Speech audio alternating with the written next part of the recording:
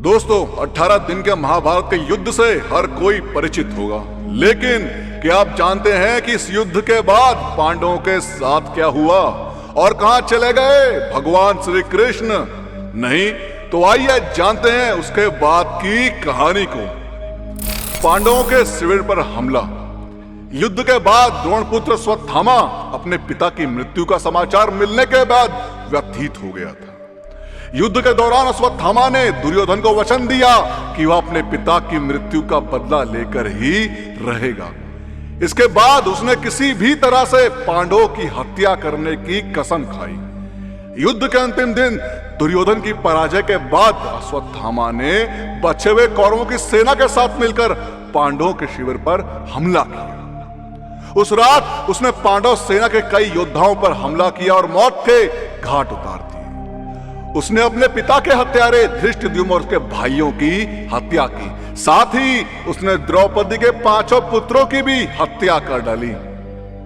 अश्वत्थामा को श्राप। ब्रह्मास्त्र को नष्ट करने के बाद अश्वत्थामा को रस्सी में बांधकर द्रौपदी के पास लाया गया। अश्वत्थामा को रस्सी से बंधा हुआ देख द्रौपदी का कोमल हृदय पिघल गया और उसने अर्जुन से अश्वत्थामा को बंध मुक्त करने के लिए कहा। इसके बाद भगवान श्री कृष्ण ने अश्वत्थामा को श्राप दिया कि तू पापी लोगों का पाप ढोता हुआ 3000 वर्ष तक निर्जन स्थानों में भटकेगा। गांधारी का शाप।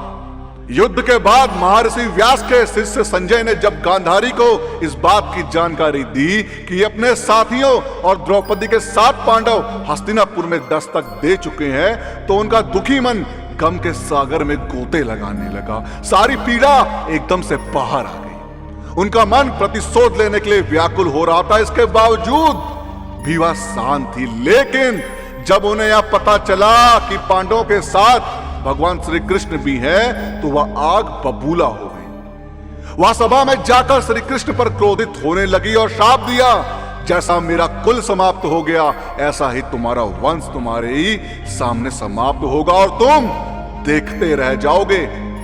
द्वारका नगरी तुम्हारे सामने समुद्र में डूब जाएगी और यादव वंश का पूरा नाश हो जाएगा। द्वारका में अर्जुन। इस नरसंहार के बाद भगवान श्री कृष्ण ने इसकी जानकारी हस्तिनापुर के राजा युधिष्ठिर को भिजवाई और अर्जुन को द्वारका भेजने के लिए कहा। श्री कृष्ण के बुलावे पर अर्जुन द्वारका गए और वज्र तथा शेष बची यादव महिलाओं को हस्तिनापुर ले गए। उधर श्री कृष्ण स्वधाम के लिए चले गए। स्वर्ग की यात्रा।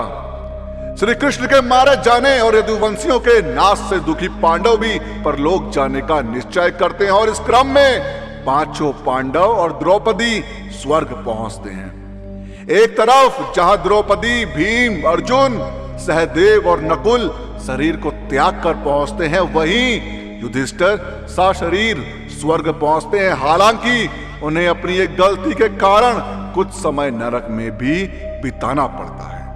दोस्तों, आपका महाभारत के युद्ध के बाद की घटना के बारे में क्या कहना है, हमें कमेंट के माध्यम से जरूर बताएं।